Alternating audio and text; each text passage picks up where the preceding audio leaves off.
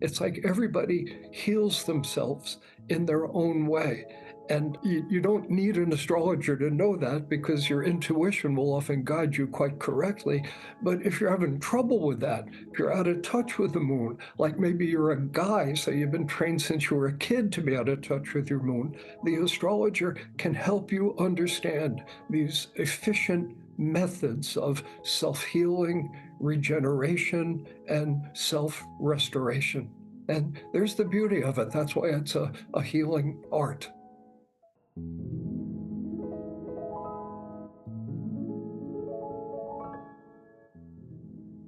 Welcome, everybody, to another episode of the Lila Astrology Podcast. I'm Linnea Miron, and today we're going to be talking about the moon, a very important planet. If self-care and taking care of the people around you is important to you, this is a conversation you're going to want to tune into, and we'll show you why. So it was really important to me for this conversation to have these two men join me. They're the co-founders of Lila. And we're going to start first with Stephen Forrest. He is the best-selling author of many books, and one of them, the one he's most known for, is called The Book of the Moon. And we're going to ask him about what inspired him to write a whole book on this planet.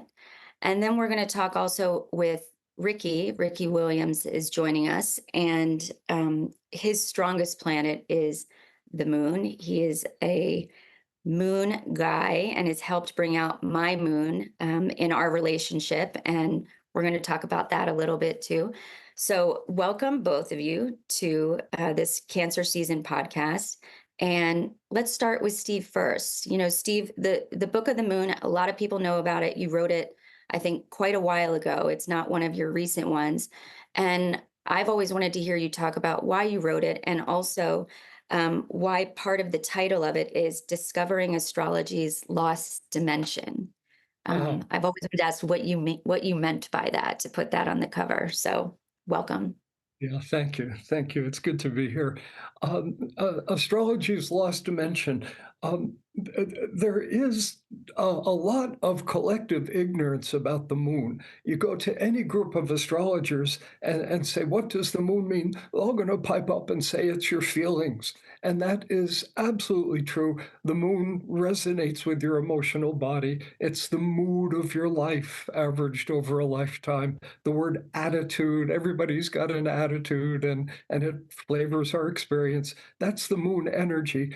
But there is so much more to the moon than feelings. The moon it's the wavelength of perception on which we attune our consciousness to everything that slips through the nets of rational analysis. And that's kind of a heavy-duty sentence, but it says a lot.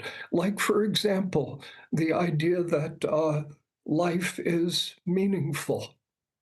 You know, you can't prove that, but the heart might know it.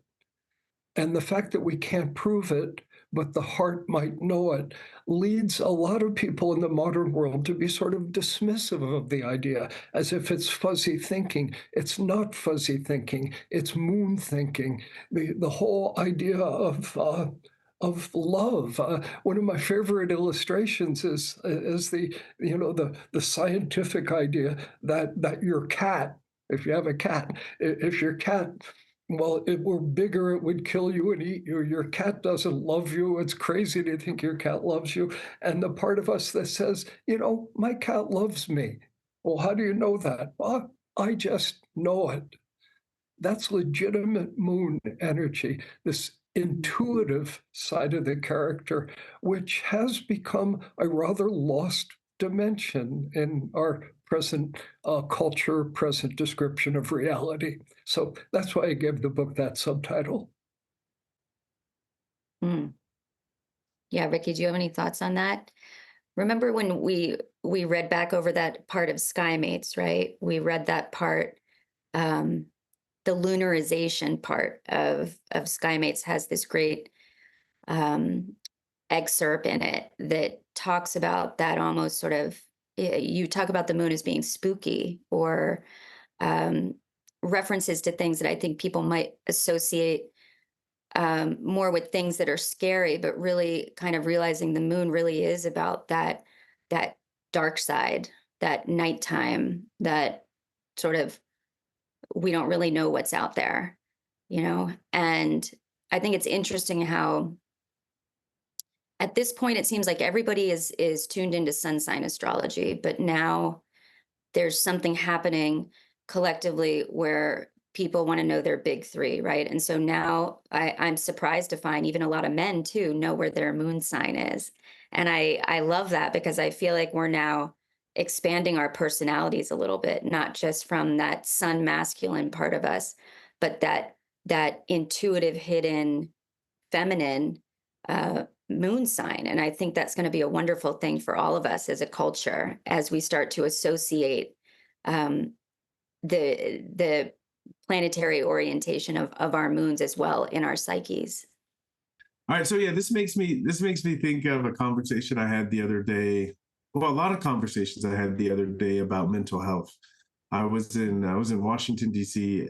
Advocating for mental health, and it was awkward having conversations with other men about mental health.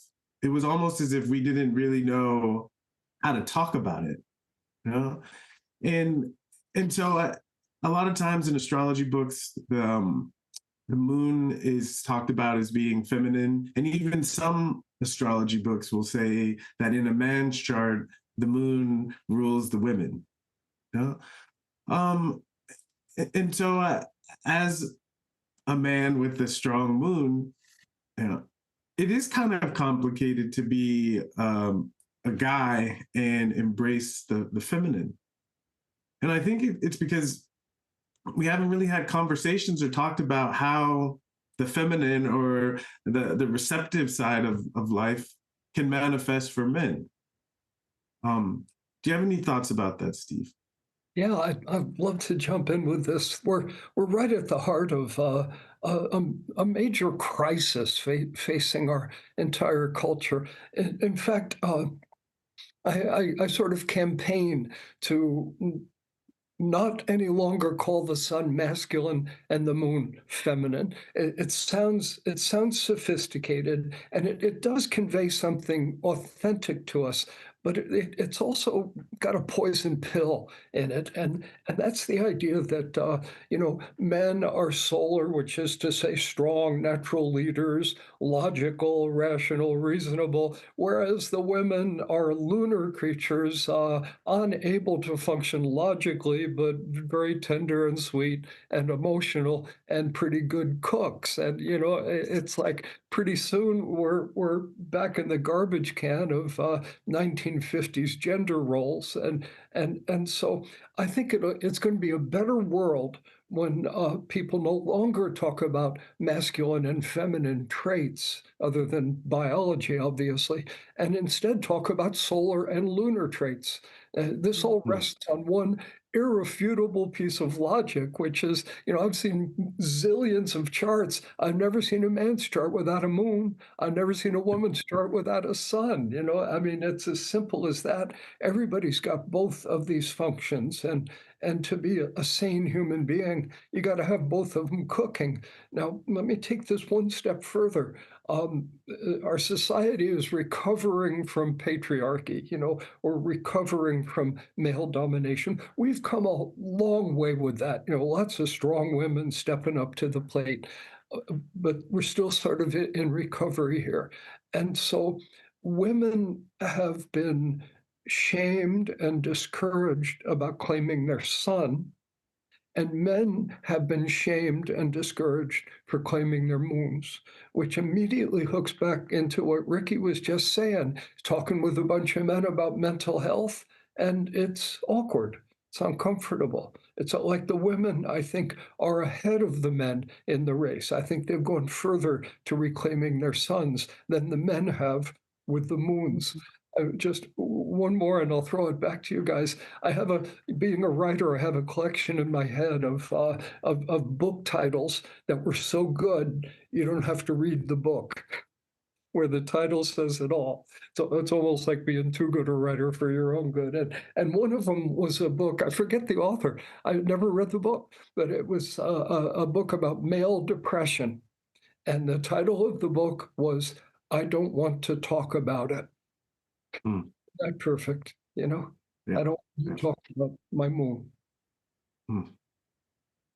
Well, how would you, as representing the men in our culture right now, how what are you seeing that we can do collectively, or even women, as you mentioned, Steve? I agree with you that I think women are farther ahead in certain areas with respect to health and wellness and spirituality, those sorts of things.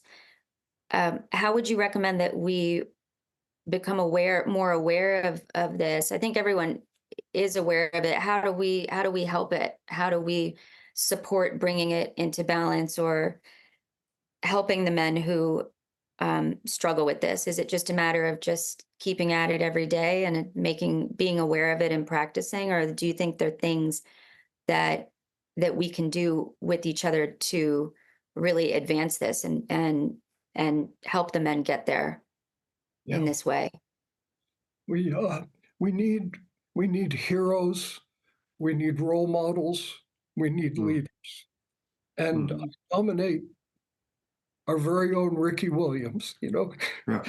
And that's because anybody looking at Ricky is going to have little doubt about his gender orientation. You know, Ricky radiates very strongly on what we at least used to call a masculine wavelength, and yet he is clearly in touch with his moon in Cancer, where it's very strong, and up in his 10th house, where part of his mission is making it public, making it visible. And so I just kind of throw the ball back to Ricky and start off with thank you for representing masculine energy that's at peace with the moon. Ricky, you do a great job of it. Well, I mean, it's been a lot of hard work and it's taken a lot of time, but I accept it as my cosmic job description.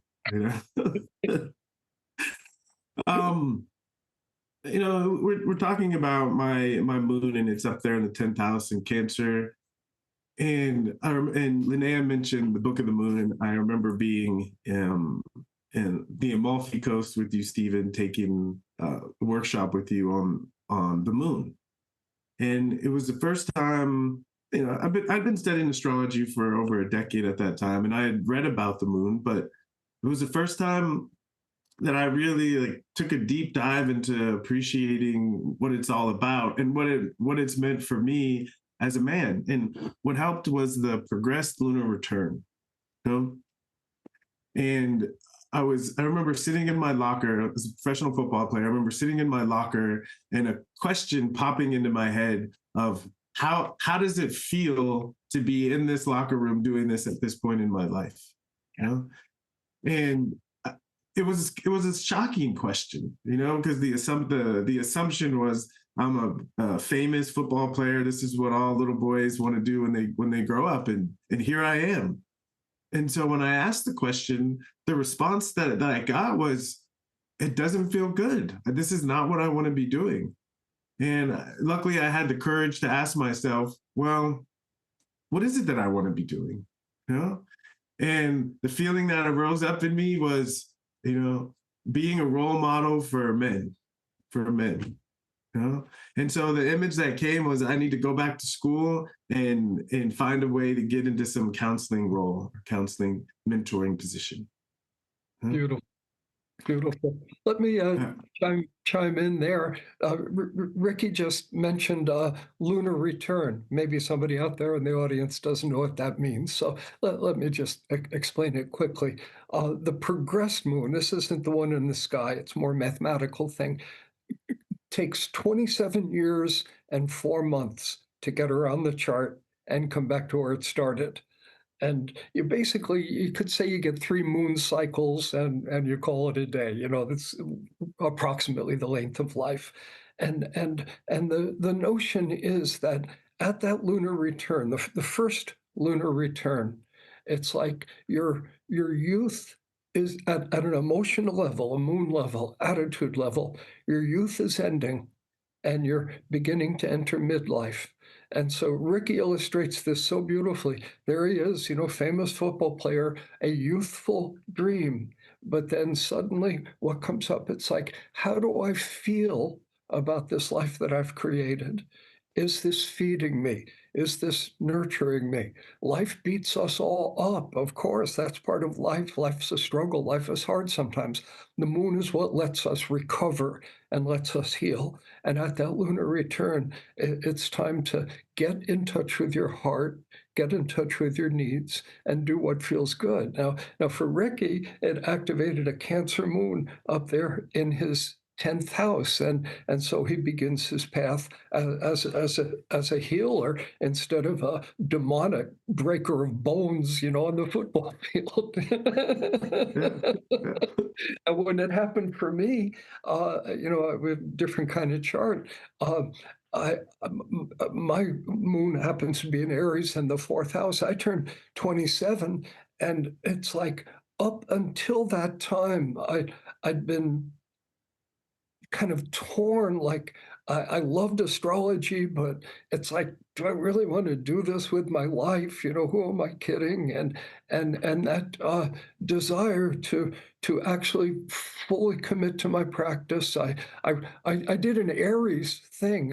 At my lunar return, I bought a sailboat. $4,000. I saved my money from my Scott job and sailed down the east coast of the U.S., had a lot of adventures, kind of an Aries thing. But when I came back, it's like, I'm an astrologer. Yeah, I'm going to start my practice. I'm not going to get a job, and it turned my life around. I entered midlife, just like Ricky did. So Steve, can you clarify for people who know of a lot of people know of the Saturn return that happens around 2930. And that's often spoken of as leaving youth behind and entering, the great midlife 30 years, the middle of life, becoming an adult. A lot of times people get married at 29 or start having kids at 29 or do things to feel more grown up. Um, how do we distinguish the Saturn return that happens for everyone at 2930 to what you and Ricky are talking about that happens around the age of 27, the progressed lunar return? Because you also speak of it in terms of leaving youth behind and entering adulthood.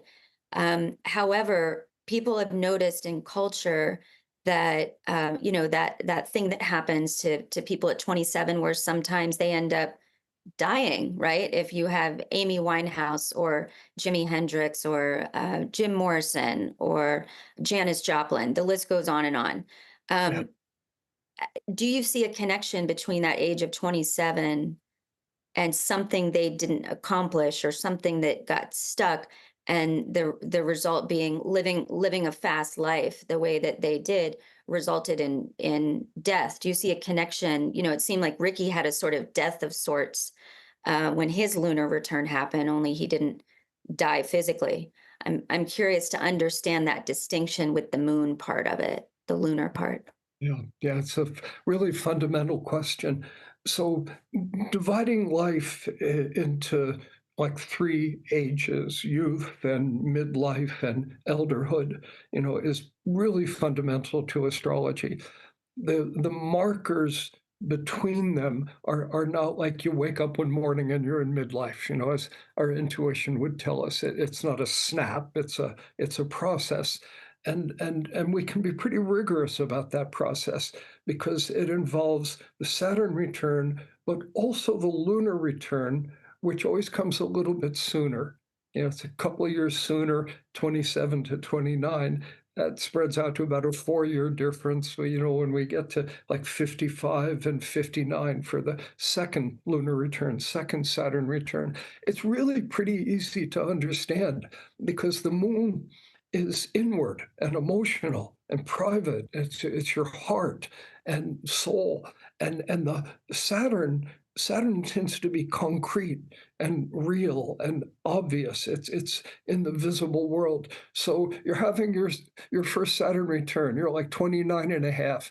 And basically think of it as turning 30. And you all know what happens when you turn 30. Your friends have a party and they make fun of you that you're getting old.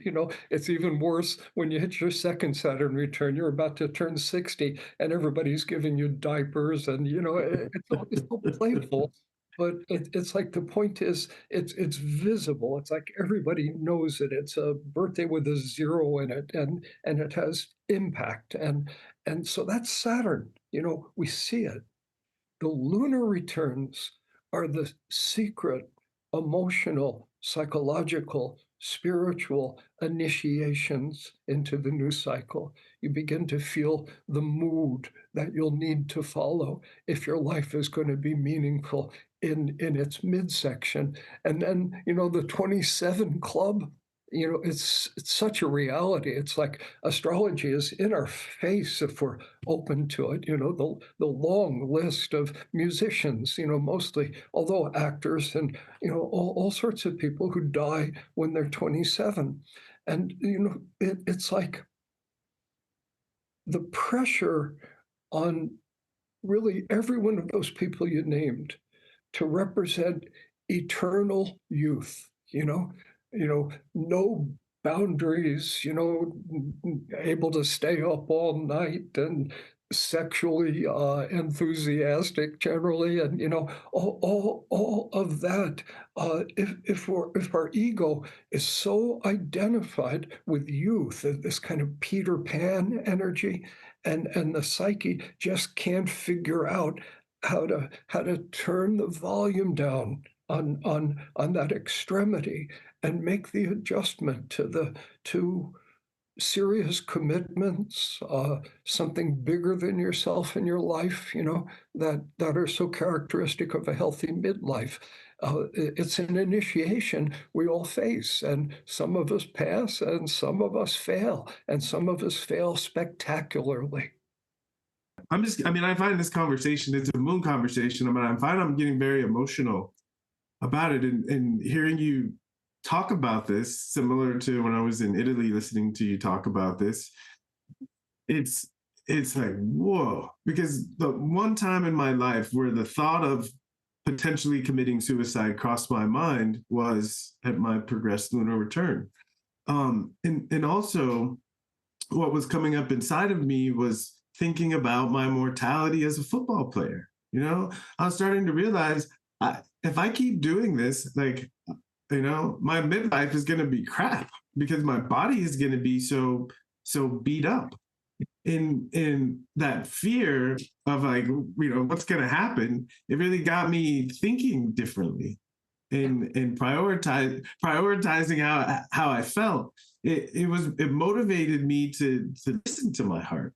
And as I hear you say this, Steve, listening to your heart, and even the idea of the moon being related to our feelings, this is adding a lot of context about why it's important to be in touch with what our heart is telling us and to pay attention to how we feel, whether those feelings are good feelings or those feelings are not good feelings, because it seems like it's extremely important information. Yes. Your happiness rests on it. That's how important it is. Without the moon, we can't be happy. Without an attunement, without sensitivity to our moon, happiness is not available to us. We become mechanical. Every time we talk about these things, I always think like, okay, what would be the practical advice I would give someone, right? Like my guy friends who, Ricky gives the advice of listen to your heart. But what does that actually mean for someone who has never really done that or hasn't learned how to do that, right? Like, and this idea of, we talk about the importance of feeling good, doing things in your life that feel good. Is that a moon practice? Is it also a Venus practice? But I'm trying to orient people to how when you're sort of developing a relationship with your moon. And I'd like to just keep talking about what you both are saying. Pay attention to how you feel. Listen to your heart. prioritize happiness.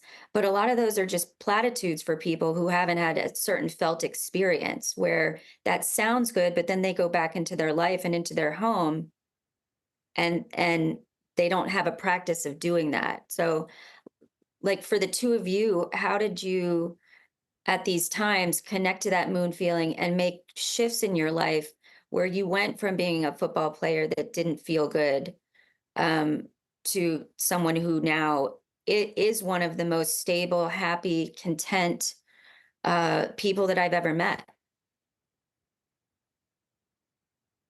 How Well, did you? I think it's hard to answer, so right? But it's like, it is kind of, one of the things about, what led us into this conversation was me talking about my progressed lunar return. So there was some activation to my moon. And the way I think about it, when a planet is receiving a lot of stimulus, and also my progressed ascendant was squaring my moon, when a planet is receiving a lot of stimulus, it becomes very difficult to ignore it, you mhm. know?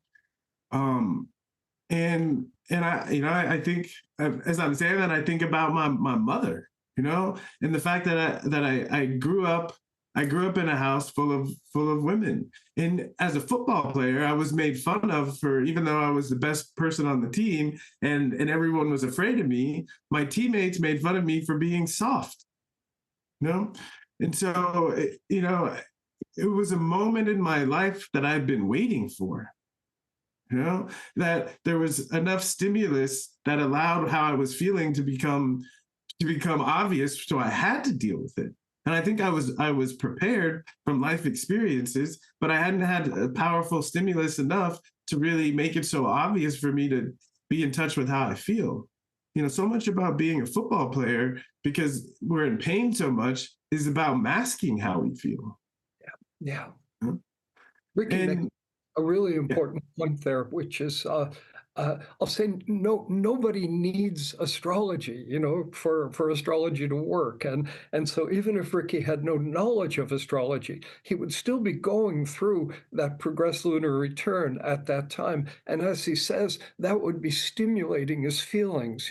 It's like one a classic moment is I realize I hurt. We might have been hurting for a long time. Moon is stimulated. We realize we hurt. This gives me a wonderful moment to plug our project, Lila. And so one of the cool things about Lila is watching the transiting moon, the one that only takes 27 days, to get around the chart. And so it's triggering your mood in a constantly changing way.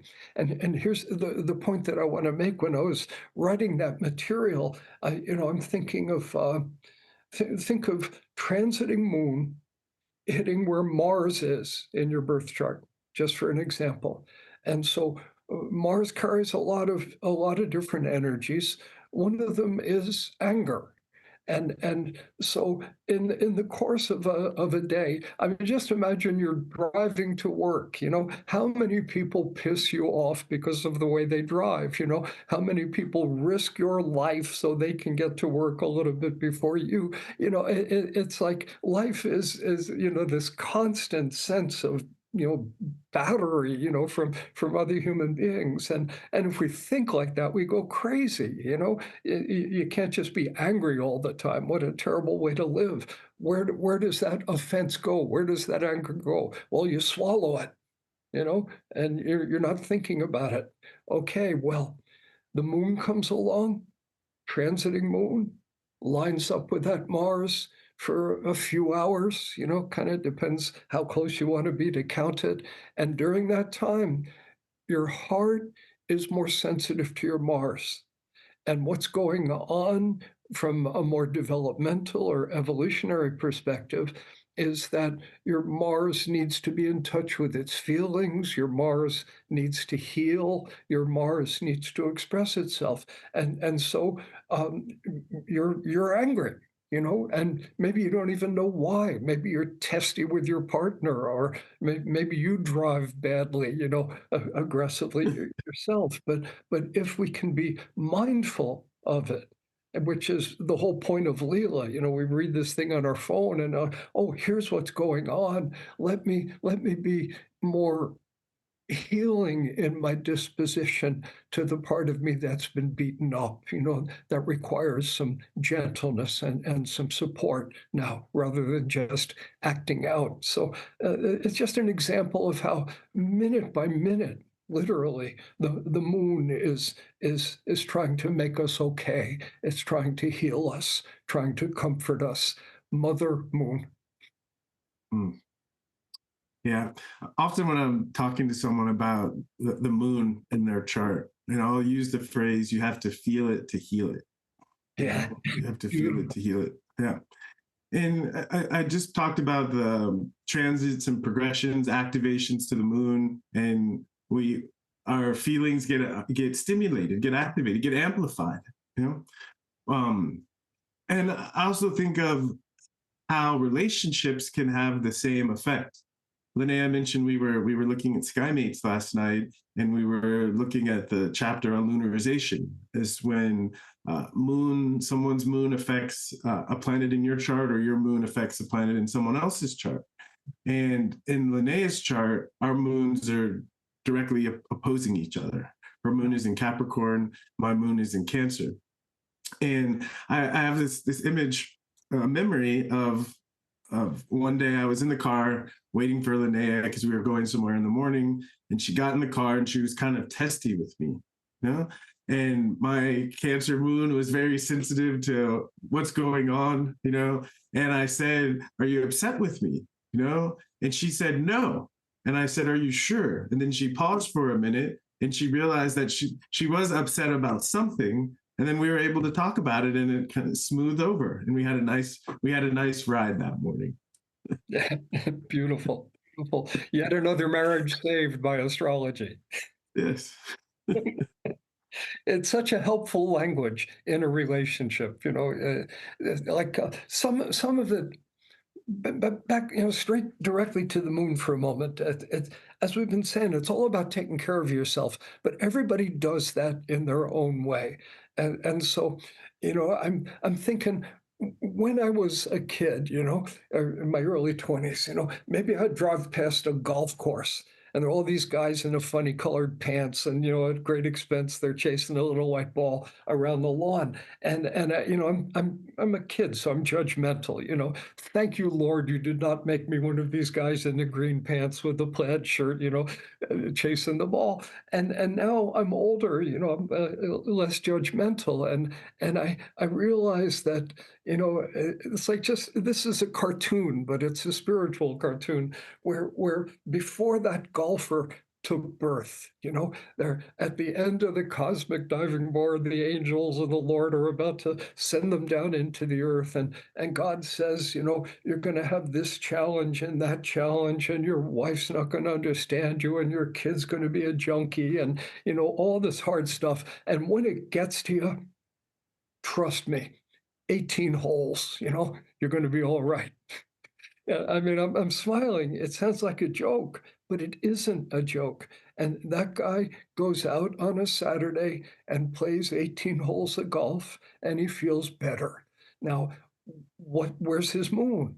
Well, we could imagine in the fifth house, which has to do with, among other things, sports.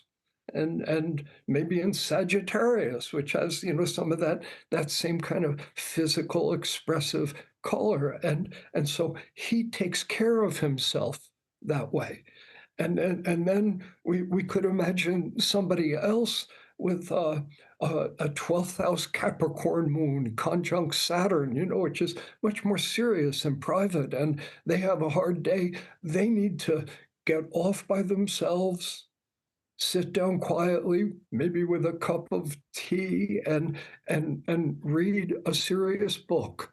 Read Jungian psychology until they turn green, and that helps them. It's like everybody heals themselves in their own way, and an astrologer will you don't need an astrologer to know that because your intuition will often guide you quite correctly.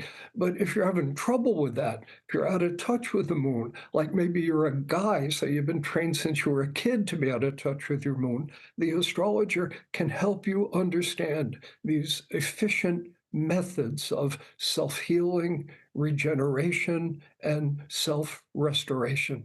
And there's the beauty of it. That's why it's a We know this episode is so good. We wanted to take a moment to thank you for tuning in. If you like what you hear so far, don't forget to like and subscribe to our YouTube channel and share this episode with a friend too. Did you know we have a merch line? That's right. You can find hoodies, mugs, phone case covers, hats, and more on our shop page. So if you're enjoying the podcast and want to support us, head on over to our shop page down below and check out all of the cool merch we have for each season. Now, let's get back to the show. Mm. So would your moon placement indicate the way in which you might parent a child, for instance? Like you could, when you look at a person's chart and you see where their moon is, the sign that it's in, does it give you a sense of how they take care of the people around them, or how they might take care of dependents in their lives? Yeah, definitely. The axiom upon which all this rests is that the way we treat ourselves is always reflected in the way we treat other people. You know, that is so fundamental. And the better we treat ourselves, the more likely we are to be kind towards others.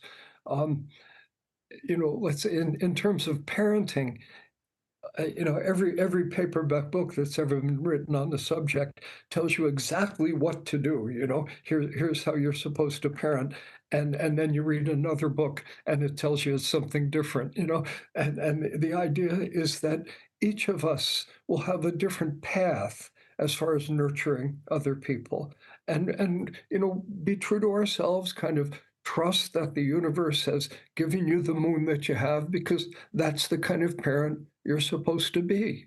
And no problem. Or if there's any problem, it's going to be other people thinking you're doing it wrong. But after a while, you get used to that. Right. Well, yeah. So if I have a Capricorn moon, a certain type of nurturing style, but my child has a Pisces moon, Yeah. right? So I have a first house Capricorn moon. He has a second house Pisces moon. How do I take my Capricorn orientation? Do I integrate Pisces into it in order to, that thing of treat people how they want to be treated, not how you want to be treated? Mhm. Do I, when I interact with him, do I orient to Pisces nurturing because his moon is there? Mhm. That's an act of kindness towards him, to be sensitive to his moon and let it inform you about his needs. And at the same time, uh, an act of kindness towards yourself is not second guessing yourself too much about that Capricorn moon of yours. I'm a big smile on my face here, thinking of you two and our friend Soul. You know, your son, and how it's like there's Linnea with a Capricorn moon, there's Ricky with a Cancer moon. Traditionally, Capricorn is the father, Cancer is the mother, you know, so we have this kind of cool gender reversal. And there will be times when you two are doing your dharma with your son, when Linnea will be setting boundaries and teaching Soul about the law of consequences. You did this thing, and so this is what's going to happen to you as a result of this infraction or this stupid move, you know, that she's teaching him Capricorn energy. She's good at that. And maybe he doesn't like it. Who likes to be corrected? And maybe he's a little hurt. Don't worry about it, Linnea. Ricky will take care of him and take him aside and say, sometimes your mom is really a bitch, you know. Hopefully he doesn't do it exactly that way, but, you know, let him trust his instincts as infinitely forgiving, infinitely nurturing. And if either one of you failed to give him the gift of your moons, your son would be in trouble. he needs both. Wow, this is another great example of how astrology has really helped, because it's often an issue in married couples when there are different parenting styles, you know, and the nature of an opposition typically will either complement or polarize, you know, Yeah. and we would be ripe for that, you know, and what you described almost verbatim scenarios that occur maybe once a week. You know? And again, I don't say, your mom's a bitch, but I will explain to him, like, stuff is important to your mom, and if you mess up her stuff, she's gonna be really upset, Good, good. That's a good example. Yeah. Because I'm much more earthy and aware of earth stuff than the two of them, for sure. Definitely more than a toddler. And but Ricky, I'll hear Ricky say, like, because I'll get angry at Soul much more. I get angry at him much more often than Ricky does, right? That Capricorn part of, like, what are you doing? Don't do that. There's just so many things I'm telling him, don't do that, don't do that, don't do that, don't do that, and I'm trying to find other ways to say it, but all these Capricorn things I don't want him to do, that he just goes for. And I'll hear Ricky, then he'll cry and go to Ricky, and Ricky will be like, Mama doesn't like that. Doesn't like it. Like he'll explain it. But it's objective, but he's giving him another perspective on it. And just like, Mama doesn't like that, and it's not going to work out for you to go up against her on this, just learn what she likes and what she doesn't like, sort of thing. But it's nice, because you're right. It could be so polarizing. And even our sun square, which we talked about in a previous podcast, the Gemini Pisces square, that could be also a difficulty that I think I'm just so appreciative, as you say, for a methodology like astrology to help me orient these energies in my mind and feel what's really going on and navigate these things that would otherwise be really difficult without that orientation. And the kindness you give the kindness you give yourself, Linnea, about being a first-time mother, knowing that the moon square the south node, and so when there's something that is kind of wonky and I come in and I comfort Soul, I rarely see you feel self-conscious or feel bad about it, and that helps so much. And I don't know, it's been a joy, like, raising Soul with you.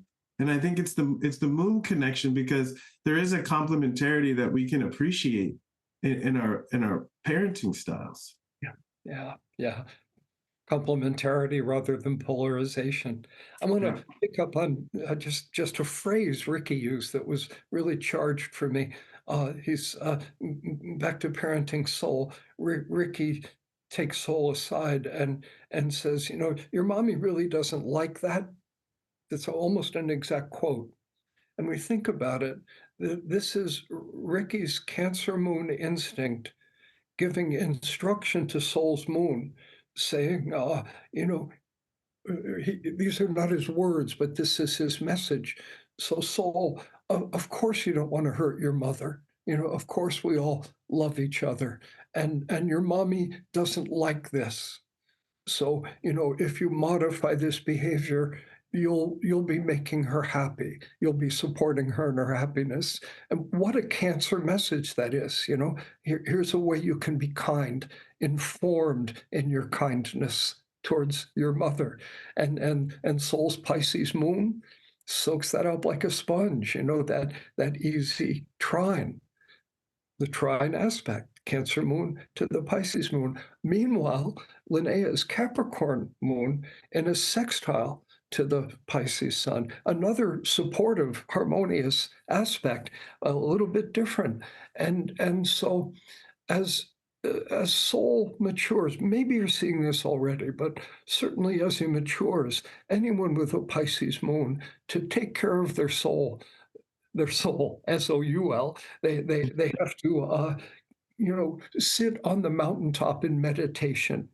It's kind of a metaphor. All mystics and soul's got the soul of a mystic. They need time alone. They need time away from the world. Maybe just sitting in the room, maybe gazing out the window, maybe daydreaming, but time alone. That's something Linnea understands. She needs it too. And so her ability to support soul when he shows a need for solitude, and perhaps even more importantly, her ability to model that. And so I could imagine, and here, Linnea's Capricorn and Pisces herself with her Pisces sun. And so I'm imagining a conversation that Linnea and Soul have. It could happen now, maybe in a couple of years. And here it is. Linnea is meditating, and Soul says, I'm hungry. Let's have lunch. And Linnea says, in a minute, I'm talking with God. I'm having a little talk with God. And she closes her eyes again. Not for long, 90 seconds. And what a gift that is for Soul, because she has just demonstrated and sort of legitimized the idea of closing your eyes and having a little talk with God. What a gift to give a kid with a Pisces moon. And it's a gift she could give without even thinking it was a gift, just by being herself. And then she makes lunch. I love that. It's always a joy to watch Steve work. This ability to like tune into the possibilities with each of the placements and to speak to them. And 99% of the time, like it's like almost verbatim the experiences. It's beautiful.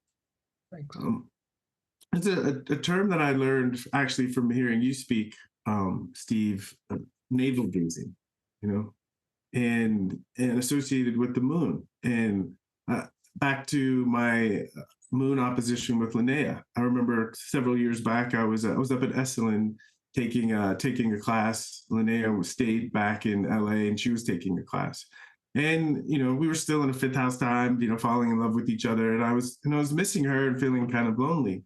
And I remember calling her and kind of whining about it a little bit. And, her response was like, kind of like toughen up a little bit. And at first, I was kind of hurt. And then when I thought about it, I was like, what am I whining for? And it kind of snapped me out of it and allowed me to enjoy my time and not focus so much on missing her. Yeah, yes, exactly. Good to be able to focus on your own thing, but also focus on her, because the sum of your joy in this world, it comes partly from loving, partly from receiving love, partly from loving yourself. I mean, this is just right in the heart of the moon.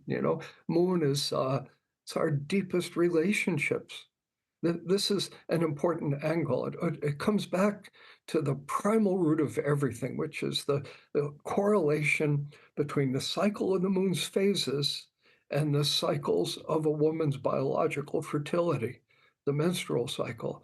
And our ancestors tuned into that so long ago, nobody remembers where or when, probably in the Olduvai Gorge of Africa, who knows how long ago. And the moon became associated with fertility. The moon became the great mother in just about every culture. And from that, what we see, like a woman has a baby, and basically there is no human bond as durable as that. The expectation is, you and your kid are going to be connected, for the rest of your life. There's the expectation. Doesn't always work out, but that is the expectation. It's more durable than marriage. It's more durable than friendship. Marriages and friendship can last a long time. Often when a marriage or a friendship lasts a long time, you'll find a strong moon connection between the people, because that's what creates that family kind of feeling, that all comes back to the archetype of the mother and the child. Of course, a father can feel that same kind of loyalty towards a child too, because once again, men have moons. But our are reliable, durable relationships. The people where the understanding is we are close, not simply because of sexual desire, not simply because of convenience, not simply because we're neighbors, not simply because we are co-workers, where some circumstances brought us together in friendly fashion. That's fine and that's rich, but with the moon connection, it's like, no, it's bigger than that. I always say this in kind of an extreme way, but a beautiful way. One of us is going to go to the other one's funeral. There's a moon energy. We're probably not thinking like that, but when you let that statement in, where there's that kind of presumption of loyalty for a lifetime, that's a signature of a moon connection. It's family in the best sense of the word. Mm. Yeah, I feel like I look back listening to all of this and thinking of all the things Ricky has said to me over the years that's like really, I think, helped me have such a better relationship with my moon and with my Capricorn moon, and just pointing out things in a really gentle way. Things like, I remember once, Ricky, you said to me, I got like really mad at him about something, and it had to do with money. And I just was like really angry, and yelling at him, and his response, what he just kind of looked at me and said, I look forward to the day when you're not so hard on yourself. Wow. After I'd been yelling at him, for all the things he was doing wrong. And that really struck me, because then I realized that thing that we were talking about earlier of how you are to yourself, how you take care of yourself is reflected, spills out outward, or the ways in which you don't take care of yourself, or you don't do things. I think what it comes down to, hearing all of this, is having people ask themselves, am I engaging in activities on a regular basis after which I feel better? Right? That to me is sort of the question for people to ask. Am I doing things on a regular basis that that I enjoy, that after having done them I feel better? Like Ricky takes a lot of baths, like a lot of baths, especially when we had a big bathtub, right? And I think if a woman is with her husband and doesn't realize he's a Cancer moon, it'd be like, what are you doing all day in there? Like he just loves them. I don't really take baths. Capricorn moon, like, you know, um, or just like Steve, when we visit you in Borrego, it's like we go off-roading in your Jeep and it's like bumpy and scary, and then afterwards you're like, ah, and we're like, ah, um, but just how and also my Capricorn moon, I think about it, used to be very judgmental. It used to be very critical, and it was exacerbated by a law firm environment, a very, I became the workaholic, or the person that prioritized the office and working in a statusy position over other things. But then Ricky sort of swept in, and it's my relationship with all of that started shifting through I believe in part, our moon connection Yeah. Yeah. was what did that. The things that he said to me in that moon regard that changed. And, I was having miscarriages, but then that shifted over time into becoming the older mom, the 43-year-old mom, that Capricorn moon in the first, but it was like it just feels like I've had an expanded expression of my moon energy that just feels way better to me now than 20 years ago. Yeah. you know Yeah. Here, I want It's to blast Linnea with this will be a thought experiment, a ray of total misery and despair in her life. A thought experiment, so this won't hurt. So here's my curse. So Linnea, you inherit $178 million, from an aunt you didn't realize you had, with only one string attached. You have to live like a lady. from that moment on, move to her 10,000 square foot condominium in the Virgin Islands, abuse the servants, and waste away again in Margaritaville for the rest of your life. Obviously, I'm having fun with this. It doesn't sound like a curse. A lot of people would think, okay, nice work if you can get it, 178 mil, and nothing in the way of meaningful responsibilities for the rest of my life. There's a curse for a Capricorn moon.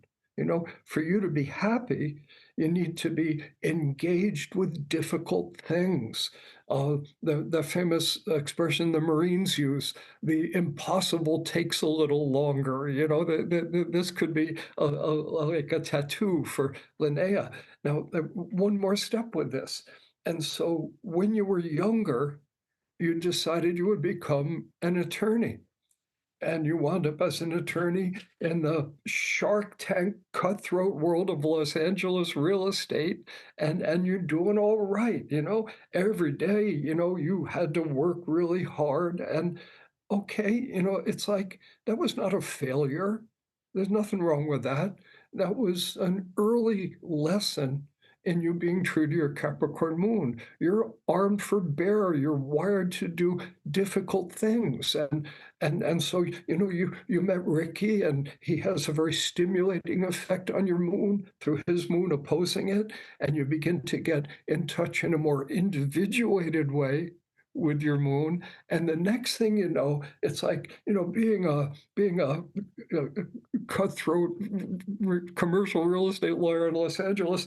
Piece of cake. I could do that back when I was a kid. I think I'll take on a giant cell phone app development project without any money. Yeah, we'll make that work. When the going gets tough, the tough get going, and so here we have the Lila project, and it exasperates you, drives you crazy, like the rest of us, but it feeds something in you.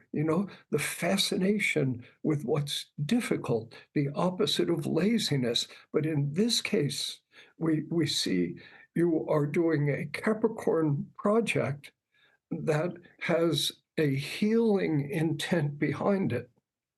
And there's a more sophisticated response to the moon. Now, the moon can relate to home and where we live, where the physical place where we live our lives. And so real estate is also kind of a moon expression, but the healing expression, a more powerful manifestation of it, plus moon in your chart in the first house.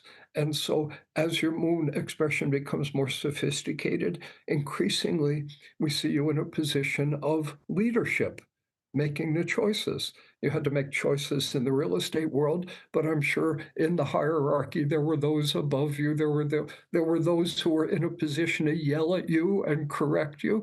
You're not wired for that. You don't need anybody to yell at you and correct you. You're supposed to do the yelling and the correcting. I'm having fun saying it, but there's a certain truth in it. And the more you approximate this sophisticated expression of your first house Capricorn moon energy, the happier you get. It's there. It is. Thank you for clarifying that. Happy to. That was great. That was really great. Thanks. Also, that 10th house Uranus of mine doesn't like to be told what to do either. I was definitely the black sheep of my law firm. Like, there's no question. The choices I made and the things I sort of got away with, so to speak, because I was successful in other ways in bringing in clients and bringing money in. I was sort of given more autonomy at a much younger age than the rest of my associates because I had brought paying clients in the door pretty early. So, yeah, and I loved that. I loved being able to kind of push the boundaries there and see what I could get away with. But now I look back and I'm like, oh, those poor partners, I put them through the ringer. Like, I want to reach out to them and be like, thank you for, keeping me around and teaching me and all of that. But yeah, that was really helpful, even just to think about Lila that way. And when we talk about the app and we talk about everything that's even coming down the pipeline, I just get so excited about what Ricky's noodling over right now in the privacy of our home, then I'm like, oh, this will be in Lila someday. But going through the experience of building an app too, it really has, I can feel develop that part of my Capricorn moon of developing patience Mhm. and the long game and all of that. See, like, I imagine us working on this app for the rest of our lives. I like the idea of taking this and just like selling it off the way companies do it just makes no sense to me with everything that we have coming and we're developing. And just that, it really is like our great work, Yeah, what we're absolutely. doing. One When of them, one of our relationship as well, our personal relationship and soul, but this company and what we're creating and how it's like I see it as like a house and we're just building more rooms onto it and it's just becoming this bigger and bigger structure, yeah. with all these different rooms. If you go in that room and you can see your strongest planet, or you go in that room and you can see your synastry with this person, all the different things that to me I'm like and it's almost like virtual real estate in my mind, Perfect you metaphor. know yeah. And when on the day you die, 6 hours after you're dead, you're debriefing with your guardian angels, and they're gonna look you right in the eye, Linnea, and they're gonna say, "What did you build?" There's the Capricorn, "What did you Yeah. build?" They're gonna look at Ricky and say, "Who did you heal?" Mm. It's that basic. They're gonna look at me and they're gonna say, "Aries moon, warrior moon, who or what did you protect?" Mm. You can really get basic and simple like that. So I was saying this has been a very profound, dare I say, deep conversation. And where we started off was thinking one of the words you use for the moon is our mood. Mood kind of averaged over a lifetime. Yeah. And I think a hack here for people in relationships is understanding your friends, your kids, your parents, your partner's moon. It puts you in a position to be able to help put them in a better mood. You know? It's like if I notice that Linnea is in a mood, one of my first things is she needs time alone, and I'll grab Soul and I'll say, let's go do something, you know. Yeah. Or when Blaze lived with us and he wasn't sure about Linnea's mood, I said, if you're not sure of her mood, like wash the dishes or like clean something. If she looks at you and sees that you're doing something that's useful, it's gonna put her in a better mood. He says that to just about anybody that we come in contact with or comes and spends time at our house. And if Ricky can tell I'm like peeved or annoyed with the person, that's the advice he gives. And it's so good. He'll say to the person, like if the person's like maybe feeling I don't like them or feeling like something's off or, the energy isn't warm or whatever, Ricky will say to the person, like, just be useful to her. Just do something useful. And it's so true. Even if it's a really small task, even if I saw that person like walk the garbage out and that was all they did, I'd be like, you can stay. It's like just just that little thing. It's so true. Yeah. It's really interesting. And this is where I love how he uses these little hacks, these little manipulations of energy to make things go more smoothly between people. That's what I love about it, is I notice he does that a lot. Yeah. Uh-huh. Good at it. Yeah. Well, I mean, astrology has been a great tool in helping me take better care of myself and also to help others. And it's been such a gift, a tool. And it's interesting, back to my lunar return, because I found astrology during my lunar return. Mm. Because I listened to my heart and I got myself out of the football environment, started traveling. I found myself, and this is the beauty of it, right? The Stephen Forrest textbook, Moon in the 10th, a healer. Before astrology, I leave football and I'm traveling in Australia, and someone hands me a book on Ayurveda. And I start reading it, and I'm like, eating according to the seasons, that makes so much sense. And then I got to a point in my travels where I was like, I realized I've been a football player my whole life. I don't have any skills. I don't know. I don't know what to do. I don't know what to do. And then I started thinking, well, what do I want to do? And the image that kept coming up in my mind over and over again was how good it feels to help people. And I thought about that book on Ayurveda, and I said, I wonder if there's a place to study Ayurveda. And so I go online and I see that there's a program starting in 2 weeks. You know? I sign up, I get in the car, I drive up here to Grass Valley, I enroll in school, and I start learning to be a healer. And while I'm here, there's a yoga ashram down the road. And so I start going to the yoga ashram, and I meet a woman who introduces me to astrology. And like there's these moments, right, where feeling like I was at home, they came in these healing contexts. Another one when I was playing up in Canada, and it was offered an opportunity to take a craniosacral course. Yeah. And I remember putting my hand on someone's head and listening for the rhythm. And I just felt my heart open, and I felt like this is what I'm supposed to be doing. And it was so irrational, it didn't make sense, but the feeling of it and listening to that, after that, I started taking as many craniosacral classes as I could. And I equipped myself with skills and tools that have allowed me to help people feel better. Yeah. I remember my partner Michelle was having shoulder trouble, and she'd done various kinds of attacks on it, and you worked with her for a little while, and she was cured. It